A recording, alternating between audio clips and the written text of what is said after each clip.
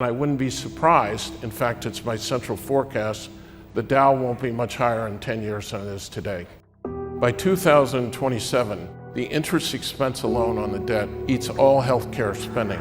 By 2047, it eats all discretionary spending. So we're now getting into fiscal dominance. By the way, by 49, it eats all Social Security. We're getting to the point now where the interest expense on the debt is so high that it's going to eat up our ability to basically service the next generation. I'm not even sure about the current one. Our central case is a hard landing by the end of 23.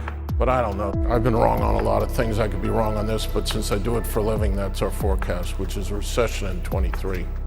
The U.S. is going into a recession by 2023. This is not coming from us. These are the words of well-known investor and former quantum fund manager Stanley Druckenmiller. This video will give you new insights as to why an economic downturn is inevitable. So watch this video till the end to learn how to position yourself for the coming economic unrest.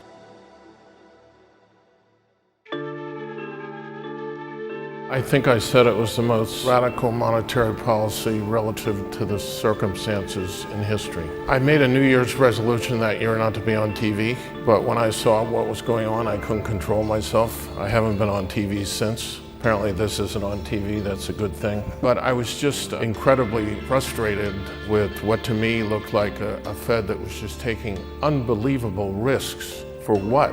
The story at the time was inflation was 1.7 and we were buying 120 billion bonds a month. This was post-vaccine, successful vaccine, because inflation was 1.7 instead of 2. So we're taking this massive gamble where you threaten 40 years of credibility with inflation and you're blowing up the wildest raging asset bubble I've ever seen. And I knew that the worst economies happen post-asset bubbles. The 30s here, post-89 in Japan after the housing bubble blew up here. So that's what I went on. If you remember, the Fed did $2 trillion in QE after vaccine confirmation, and after the time I went on, you had the strongest momentum in employment in history on a rate of change basis. At the same time, their partner in crime, the administration, was doing more fiscal stimulus, again, post-vaccine, after it was clear emergency measures weren't needed, than we did in the entire great financial crisis. I'm not talking about before the vaccine, I'm talking about after. It turned out I was right. I've been wrong plenty of times in my life. The Fed was wrong, they made a big mistake. It's not so much that they were wrong, I've been wrong a lot. It's the risk-reward bet they made. It's not part of their mandate, in their opinion, and I don't think they looked at it as a risk. And to be fair to him, we'd had 20 years of disinflation. People tend to live in the past, and he had plenty of company, including on your network.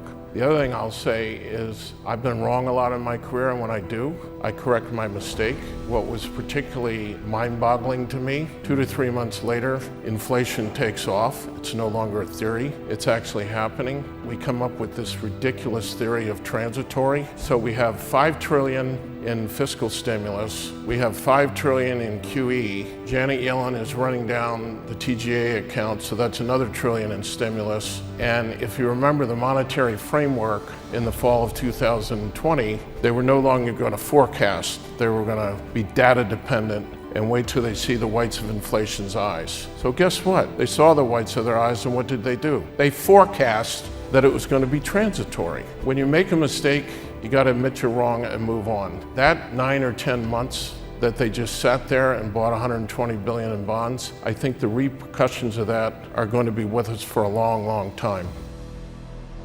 You got massive fiscal stimulus, you have massive monetary stimulus. The thing is already starting to percolate, and of course it's what caused it. There's a lot of people out there saying Putin caused it. Putin did extend it, but can I remind everybody that when Putin invaded, the CPI was 7% year to year before he invaded, and all this crazy stuff we did was to get inflation from 1.7 to 2, and we were already at 7. But yeah, once you light the match, and we found this out in the 70s, inflation rotates. That summer everybody kept talking about used car prices are going to come down, this is going to come down. That's not the way it works. And by the way, there are a lot of disinflationary things happening now in the goods sectors. UK unions, okay, do you think they're going to come in the spring and they're going to negotiate, and they're going to say, oh, well, the five-year forward is 2.3, so yeah, I'll take a 2.3 raise. Right. No, it's like the railroad workers. They just got 24% over 3 years. When you lose that much purchasing power, so then the wage negotiations, it seeps in there. Then, of course, there's customers of companies that have to raise their wages, and the thing spirals. And that's what we're dealing with, and that's the position the Fed's got themselves in with basically a boom-bust policy.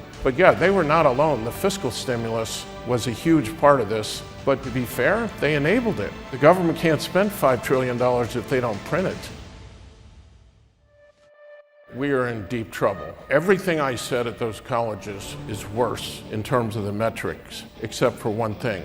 What I miscalculated was I didn't calculate zero rates, I used 4% rates. But the only thing Donald Trump and Hillary Clinton agreed on in 2016 was don't cut Social Security, don't cut entitlements. So nothing was done. Joe Biden has excruciated Rick Scott because he dared mention maybe we shouldn't be increasing senior pays. But if you look at the reversal I just talked about, and you use the CBO estimate, which is rates at 3.8%, which I think, frankly, is pretty optimistic, given all the things we've talked about. By 2027, the interest expense alone on the debt eats all healthcare spending. By 2047, it eats all discretionary spending. So we're now getting into fiscal dominance. By the way, by 49, it eats all Social Security. We're getting to the point now where the interest expense on the debt is so high that it's going to eat up our ability to basically service the next generation. I'm not even sure about the current one. I will be stunned if we don't have a recession in 23. Don't know the timing, but certainly by the end of 23. I will not be surprised if it's not larger than the so-called average garden variety. And I don't rule out something really bad. Why? Because if you look at the liquidity situation that has driven this, we're going to go from all this QE to QT. We're following an asset bubble. We've been doing all this running down on the SPR, which is now, that's the Strategic Petroleum Reserve. It's now below 84 levels, even though obviously oil consumption is much higher. We've had a bunch of myopic policies that have actually delayed the liquidity shrinkage. QT has been almost entirely offset by Janet Yellen running down the Treasury savings account. By the way, pretty amazing policy. She could have sold 10 years for under 1% during this time. Instead, she runs down the Treasury savings account. So all that has masked the liquidity shrinkage, but it really comes into full gear. And she can continue this for a while. We can do the SPR for a while, stimulative stuff, but by the first quarter of 23, it kind of goes the other way. So our central case is a hard landing by the end of 23, but I don't know. I've been wrong on a lot of things. I could be wrong on this, but since I do it for a living, that's our forecast, which is a recession in 23.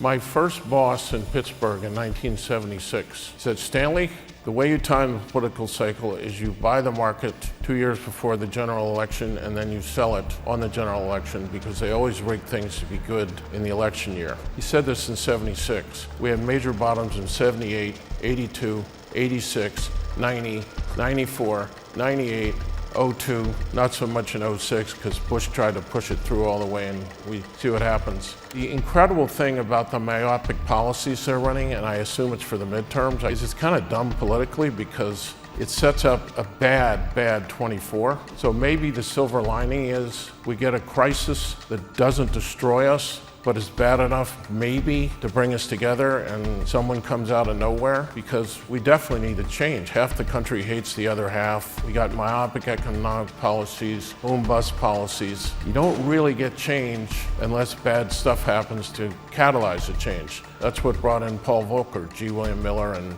Arthur Burns preceded him. As gloomy as I am, I'm open to something really great happening out of nowhere that we don't see catalyzed by something bad. I would think there's going to be a recession. I wouldn't be surprised if they haven't prepared for the winter better than we think, but of course there's going to be a recession. You've got monetary policy tightening in Europe like everywhere else, and you have the price of natural gas at about $300 equivalent to oil there. Putin, I don't know what he's going to do. We haven't even gotten into all the red and black swans flying around up above, which I'm assuming aren't going to happen, but they are flying around. Thanks for watching the video till the end. If you are still with us, then don't forget to subscribe to our channel and hit the bell icon to be notified when a new video comes out.